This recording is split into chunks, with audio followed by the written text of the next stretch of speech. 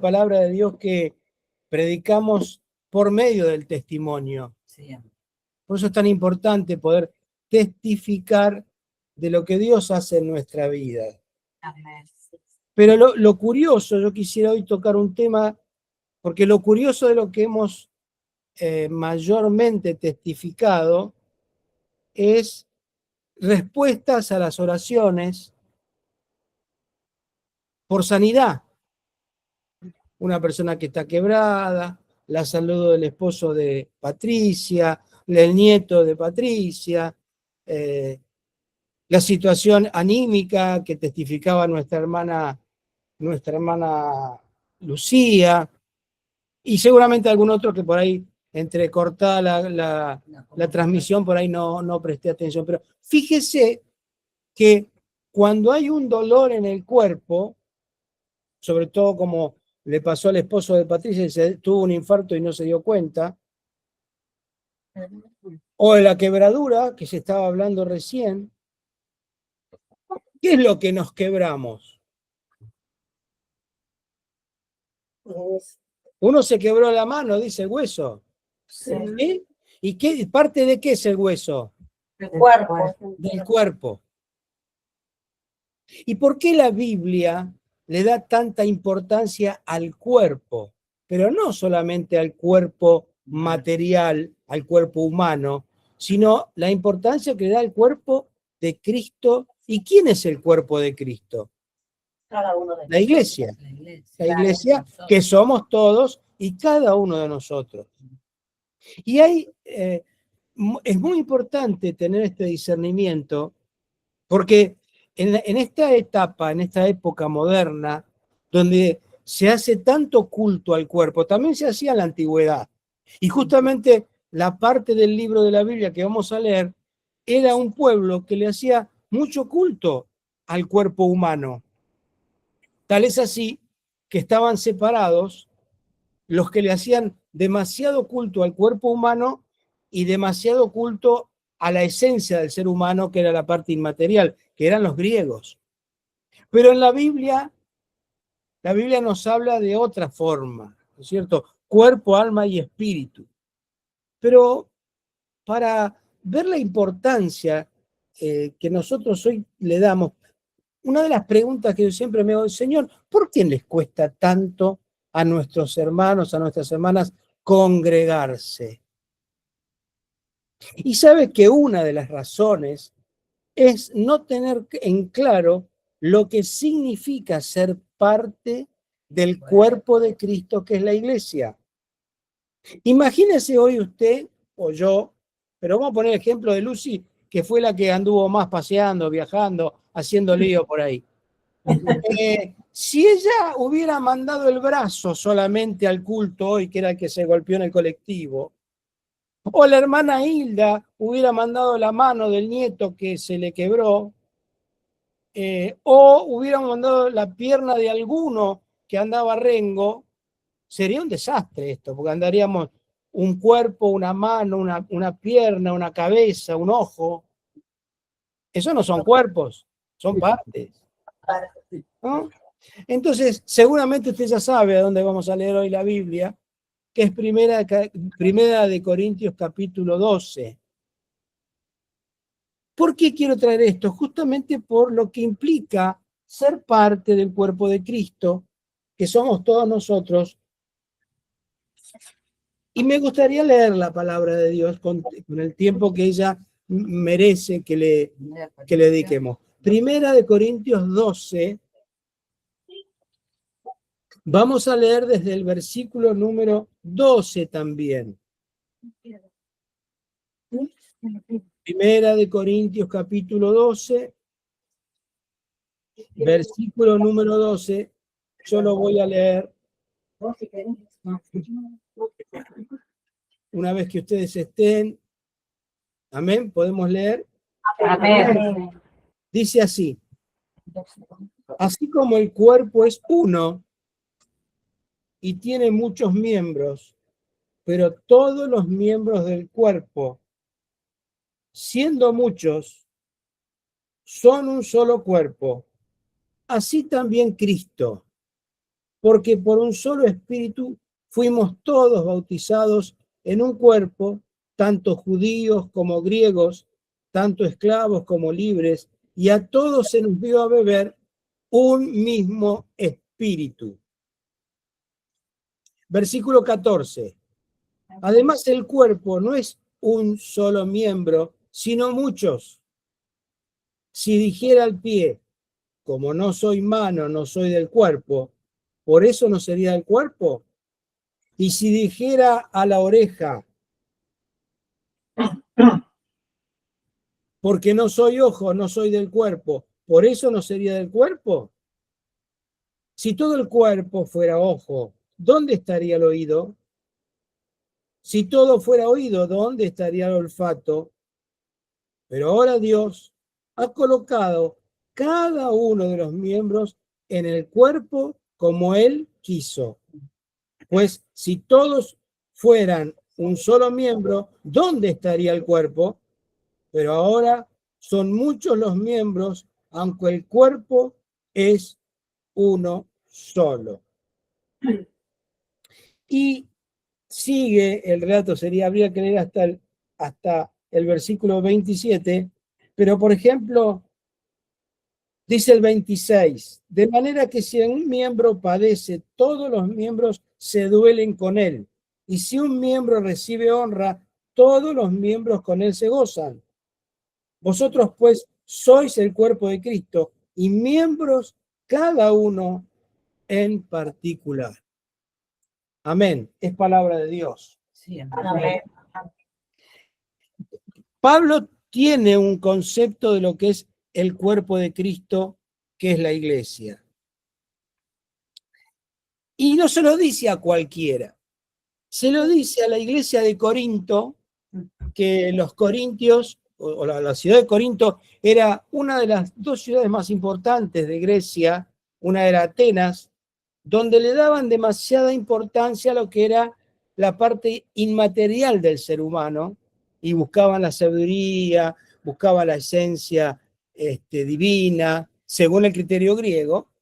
Y en Corinto, en realidad, le daban más trascendencia a lo que era la parte del cuerpo, los juegos, de allí nacen los Juegos Olímpicos, los espartanos, la cultura del cuerpo. Y es un poco lo que nosotros estamos heredando en esta sociedad moderna, que fíjese cuánto tiempo se le dedica al tema del cuerpo.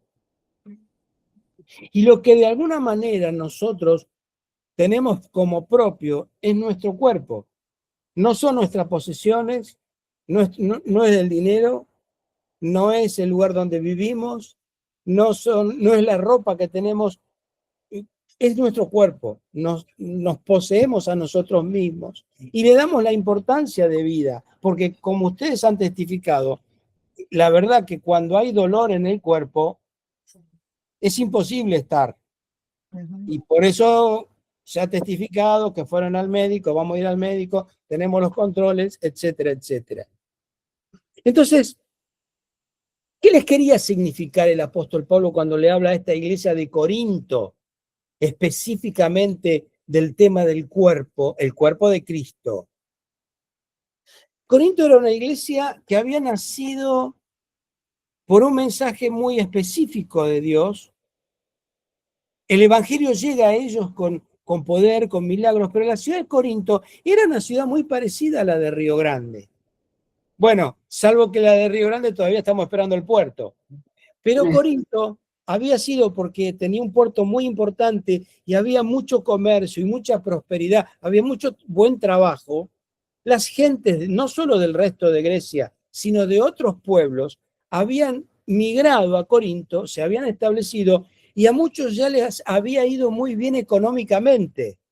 Vaya usted haciendo la analogía con lo que pasa en Río Grande. ¿Cuánta gente se ha mudado a Río Grande porque era una ciudad próspera, era una ciudad con la promoción de la ley industrial y era una ciudad donde muchos se acostumbraron cuando venían del norte? ¿Se acuerdan los que hace mucho tiempo están en la isla cuando era la famosa época del DM3 o el DM2?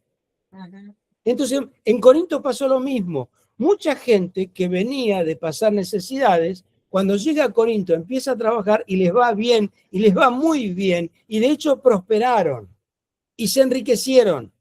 Y de esa gente también formó parte de la iglesia de Corinto, que el otro grupo de la iglesia de Corinto era un grupo de gente más pobre, más desclasada, con mayor necesidades. Tal es así que si usted se acuerda, lo que Pablo les tiene que llamar la atención es que había un grupo que en la Santa Cena, ¿se acuerda?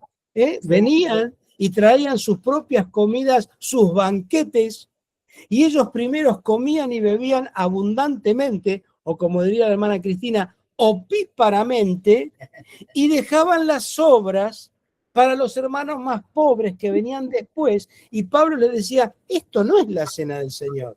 Así yo no les enseñé que es las cosas que hay que compartir. Había mucha discriminación. Unos, porque habían prosperado materialmente, se sentían en condiciones espirituales mayores que los otros que estaban en condiciones más pobres, y no solamente por el tema de la parte económica, sino también se sentían desmerecidos por la parte del lugar donde provenían o de la poca instrucción que tenían. Entonces, Pablo tiene que apelar a una metáfora que es la metáfora del cuerpo de Cristo, donde le dice, miren, no porque uno sea oreja, el otro sea oído, o el otro sea mano o pie, es más importante uno que el otro. Todos, dice Pablo, son parte del cuerpo de Cristo, que es la iglesia. Y la cabeza de la iglesia es Cristo. Usted sabe, hermano, que para nosotros es muy importante esta definición, porque no es la cabeza de la iglesia, ni el pastor, ni la pastora, ni las autoridades de la iglesia, o como la iglesia católica, el papa. No, la cabeza de la iglesia es Cristo. Y el cuerpo de Cristo somos todos y cada uno de nosotros los que formamos parte de esa iglesia en todo el mundo. En este caso, nosotros formamos parte de la congregación de Río Grande y cada uno de nosotros somos parte de esa congregación. ¿Y qué hacemos cuando nosotros decimos formamos parte de la iglesia? Pablo pone el ejemplo de lo que es la iglesia como cuerpo de Cristo, pero no tanto de lo que es la iglesia, sino cómo funciona la iglesia. He visto en estos días, más allá también de lo que testificó nuestra hermana Cristina, también en los pedidos de oración y de las acciones que ustedes han subido en el grupo de Sociedad Cristiana, allí en el grupo de WhatsApp, donde hay toda una mancomunidad en aportar cosas, en llevar alimentos, en llevar para cubrir necesidades de algunos de los hermanos que están pasando necesidad allí en la iglesia, y cómo inmediatamente casi todos ustedes pusieron, yo puedo llevar esto, yo tengo aquello, yo voy a considerar lo otro. La solidaridad que se manifiesta cuando uno se siente parte del cuerpo de Cristo. Porque no es lo mismo ser solidarios, como por ejemplo está pasando en el caso tanto de los incendios de Chubut en la cordillera, como de lo que está pasando a nuestros hermanos en Comodoro Rivadavia. Se puede ser solidario sin compromiso. ¿Me explico? Yo puedo ser solidario, llevar lo que me sobra, llevar lo que puedo, inclusive enviar dinero, pero sin comprometerme porque no me siento parte del cuerpo de Cristo que es la iglesia. Pero como bien Pablo dice más adelante, si un miembro del cuerpo se padece, se duele, está con dolor, todo el cuerpo siente dolor. Más cuando a un miembro le va bien y está con alegría o le va mejor las cosas, todo el cuerpo también se siente bien con eso. Y esa es la parte de que nosotros tenemos que resaltar, porque el culto, la celebración de la vida cristiana, no se hace individualmente. Si bien la salvación es individual, la práctica, la vida del cuerpo de Cristo, que es la iglesia, se hace en forma comunitaria. El culto lo hacemos entre todos. La parte que yo voy a aportar, por eso es tan importante congregarse. Por eso es tan importante cuando uno anhela ese momento Y bueno, para nosotros, hermanos, aún haciéndolo así a través de Internet, es tan importante este tiempo que pudimos separar para verlos, para estar con ustedes, para congregarnos virtualmente, pero en alguna medida estar en medio de ustedes y compartir este momento donde presentamos las peticiones, donde nos enteramos cómo está uno, cómo está otro, nos alegramos con los testimonios contados, nos llevamos la carga de oración por aquellas cosas que todavía faltan. Si no fuera de esta manera, estaríamos totalmente dislocados del cuerpo y sería una falacia o una mentira el hecho de decir formamos parte del cuerpo de Cristo cuando yo no me duelo o no me conduelo o no me siento parte del dolor, por ejemplo, que nuestra hermana Sara está teniendo en este momento con nuestro hermano Alberto internado y por tantas otras peticiones que indudablemente tenemos en nuestro grupo, y ni le digo nada en el grupo de la iglesia a nivel nacional, tanto en el norte como en el sur. Por eso que donde reina el Señor, donde el cuerpo de Cristo está guiado por la cabeza, que es el mismo Señor, unidos por el Espíritu Santo, dice que une las coyunturas, nadie va a ser más que ninguno. Todos vamos a ser iguales, todos somos importantes, todos somos necesarios. No es que, como dice Pablo, a los miembros más indecorosos se lo viste con más decoro. En alguna medida está diciendo aquel hermano, aquella hermana más débil, más necesitada, aquella persona que está anímicamente o espiritualmente o físicamente con alguna situación, con alguna dolencia, alguna falencia, todo el cuerpo de Cristo converge ahí. ¿Para qué? Para atenderle, para darle cuidado, para respetarle, porque todos nos debemos el mismo respeto, porque el Señor siempre a nosotros nos trata con respeto, con dignidad, con amor. No es casualidad que 1 Corintios 12 se lee inmediatamente con el 1 Corintios 13, que es el capítulo del amor. Todo esto que hablamos de la unidad del cuerpo de Cristo, del misterio maravilloso que es la iglesia, de la cual usted forma parte, de la cual yo formo parte, no porque hayamos querido, sino porque el Señor nos ha elegido desde el vientre de nuestra madre. Dios te eligió desde el vientre de tu madre para ser parte de este cuerpo maravilloso por el cual el Señor dio su vida. Por eso, ¿qué significa la importancia de la unidad? Muchos dicen, estamos todos unidos. Veo ese coro que dice, estamos todos unidos alabándote, Señor. Bueno, no quiere decir estar unidos, que estemos pensando todo igual, que estemos vestidos todos igual, que seamos toda una fábrica como de galletitas. Veo que las galletitas salen todas iguales, o que nos vistiéramos como se vestían antes las mujeres con el rodete, camisa blanca, las polleras negras largas, y somos todos. No, eso no es unidad. La unidad del cuerpo de Cristo está en la diversidad. En la diversidad, con las características, como decimos, del correntino, del chaqueño, del patagónico, del porteño, del bonaerense. El Señor no hace diferencia. Para Él,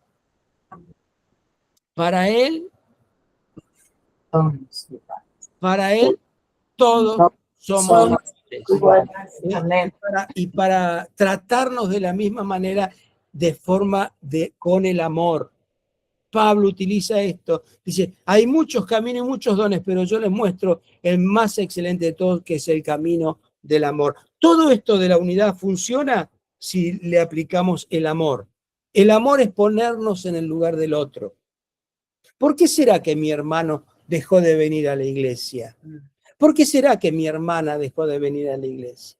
¿Por qué será que el jovencito, la jovencita, el niño, la niña, por qué dejaron de venir a la escuela bíblica o a la reunión de jóvenes? ¿Qué les estará pasando? Y esa tarea es de todos, pero no desde la crítica, no desde el juicio, no de que si no haces esto Dios no te va a bendecir. No, tiene que nacer desde el amor, del cuidarnos mutuamente, decir, ¿qué le estará pasando a mi hermano?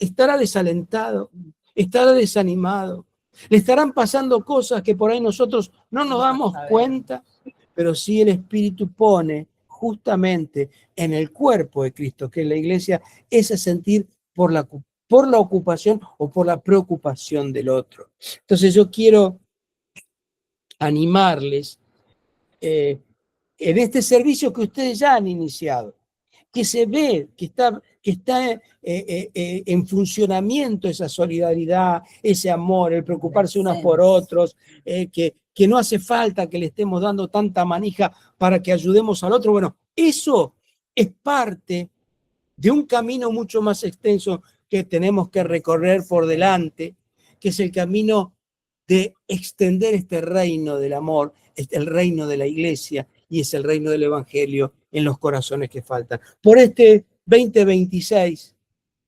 que ya ha comenzado, que ya estamos terminando, mire, ya casi estamos pasó un mes.